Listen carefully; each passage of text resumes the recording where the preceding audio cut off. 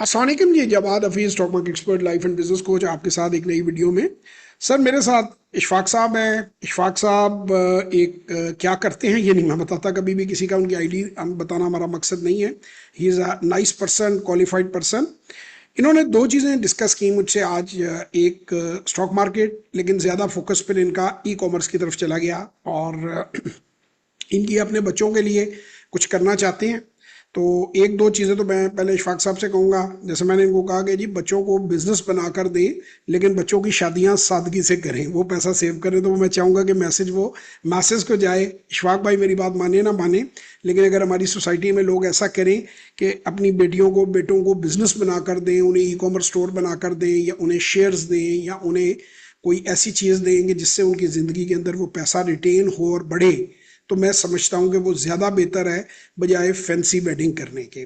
तो ये एक आउट ऑफ कॉन्टेक्स्ट बात थी, लेकिन मेरा ख्याल है इससे लोगों को फ़ायदा हो सकता है। हम्म। तो इशफाक भाई, कैसा रहा आपका सेशन? कोई आपके कॉन्सेप्ट क्लियर हुए? जी, जवाद साहब, बहुत अच्छा सेशन रहा। और मैं इंटरेस्टेड था स्टॉक एक्सचेंज में, लेकिन जिस तरह आपसे डिस्कशन आगे प्रोग्रेस हुई उससे मुझे ये पता चला कि एक स्टार्टअप के लिए, एक लेमैन के लिए ई कॉमर्स मुझे लगा कि बेहतर है। जिस तरह आपने मुझे गाइड किया ई कॉमर्स के बारे में, तो मुझे ये लगा कि e commerce is better than stock exchange जो भी है इसके अंदर। मैं तो उसमें दो आई तीन थिंक प्लीज पहले आप कंप्लीट कर लें, फिर मैं उसमें दो तीन पॉइंट भी आपको बताता हूँ एडिशनल जी।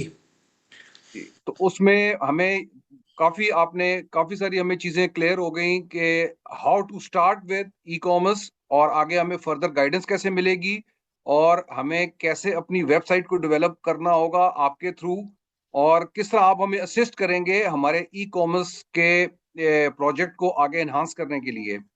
तो ये हमें आज सारी सिटिंग में, सेशन में ये पता चला है। मैं अक्सर लोगों को ना एक बात कहता हूँ, जब वो मेरे पास आते हैं तो मैं उन्हें कहता हूँ कि जैसे आप जूता लेने जाते हैं, या पैंट खरीदने जाते हैं, या कोट खरीदने जाते हैं, तो हर आदमी का नाप दूसरे से फर्क होता है। और अच्छा दुकानदार या अच्छा कोच या अच्छा गाइड वो होता है जो आपको वो चीज दे जो आपके नाप पे, आपकी नीड्स के मुताबिक हो। अब जिस तरह आपका केस मैंने जो देखा, आपके पास पढ़ी लिखी फैमिली है, माशाल्लाह, your wife is highly qualified, your kids are highly qualified, आपके पास वर्क फोर्स की कोई कमी नहीं है, और पढ़े लिखे समझदार जवान बच्चे आपके पास हैं। आप ऑलरेडी जिस काम में हैं उसमें भी अच्छा अपना काम कर रहे हैं, और आपकी अर्निंग भी अच्छी है। तो अब आपके सर्कमस्टांसिस के अंदर एक अपॉर्चुनिटी ज़ाया हो जानी थी अगर आप ई कॉमर्स की तरफ उसको सिलेक्ट ना करते।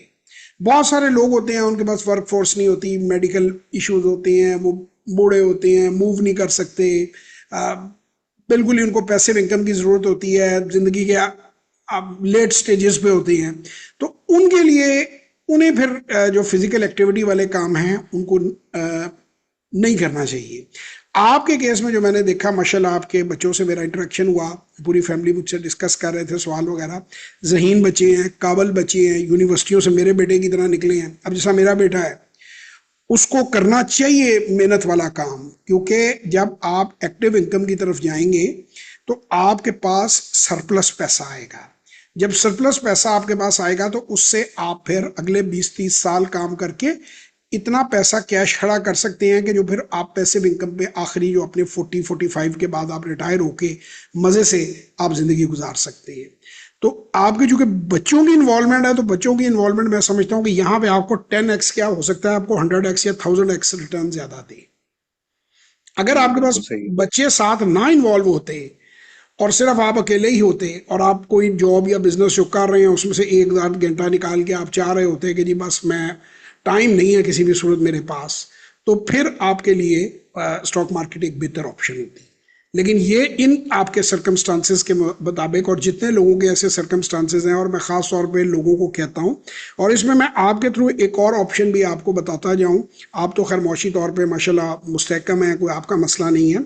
बहुत से लोग मेरे पास आते हैं और वो कहते हैं हमारे पास 2-4 लाख या 5 लाख रुपया भी हमारे लिए बहुत बड़ी अमाउंट है। तो मैं उन्हें ये कहता हूँ कि इंतहाई अहमकाना किस्म का काम पाकिस्तान के हर हिस्से में होता है कि जो कमेटियाँ डालती हैं औरतें, या दुकानदार कमेटियाँ डालते हैं, या इवन ब्यूरोक्रेट्स तक कमेटियाँ डालते हैं कि जी मिलने का बहाना है, खाने पीने का बहाना है। अब हमारी जब तक सोच नहीं बदलेगी, अगर हम कमेटी डाल सकते हैं तो हम 10 दोस्त 50-50 हज़ार रुपया इकट्ठा करके 5 लाख का कैपिटल बना लेते हैं, और एसोसिएशन ऑफ पीपल एक कंपनी को कहते हैं, 2,000 रुपए के अंदर लीगल डॉक्यूमेंट बन जाता है।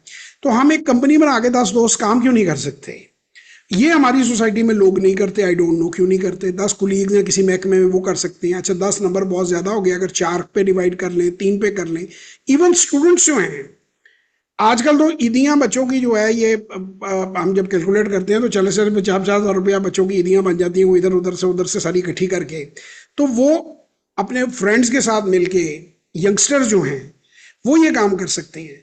तो मैं अक्सर लोगों को ये बात बताता हूँ कि जो आपको अमेरिका में कोई लेमनेड का स्टॉल लगा रहा है बच्चा और $1 कमा रहा है, वो $1 के लिए उसके बाप ने लेमनेड के स्टॉल पे उसे खड़ा नहीं किया। या ओबामा साहब की बेटी, मुझे याद है कि एक डोनट्स की किसी कंपनी में उनकी जो छोटी बेटी थी, मुझे उसका नाम भूल गया है, वो तस्वीर आई थी एक अखबार में कि प्रेसिडेंट की बेटी जो है वो ये डंकिन डोनट जैसी कंपनी में काम कर रही है, और वो कैश पटेल पे खड़ी थी। वो आपको जो उस $1 को कलेक्ट करने का जो आपको सिखा देते हैं ना प्रोसीजर, वो जिम रॉन कहता है it's not important what you are getting at your job, it is important what you are becoming at your job. कि आप में जो सेंस डेवलप हो जाती है ना कि ये लेमनेड, ये नींबू निचोड़ना है, इतने का नींबू है, इतने की चीनी है, इतने का पानी है, $1 की ये है, और मैं $2 की बेचता हूँ तो $1 मेरा रिटर्न है, और $100 कमाने के लिए मुझे 100 गिलास बेचने पड़ेंगे। ये हमारे पाकिस्तानियों के बच्चों को ये नॉलेज नहीं है, उनकी सोच इस तरह की नहीं है। तो जब तक ये हमारी सोचें नहीं बदलेंगी, हमारी कौम तरक्की नहीं करेगी। सुबह से शाम तक इस्टेब्लिशमेंट को बुरा भला कहना, गवर्नमेंट को गालियां देने से चीज़ें चेंज नहीं होंगी। चीज़ें तब चेंज होंगी, तेरी खुदी में अगर इनकलाब हो पैदा, तेरी खुदी में अगर इनकलाब हो पैदा, अजब नहीं कि ये 400 बदल जाए। तेरी दुआ है तेरी हर आरजू हो पूरी, मेरी दुआ है तेरी आरजू बदल जाए।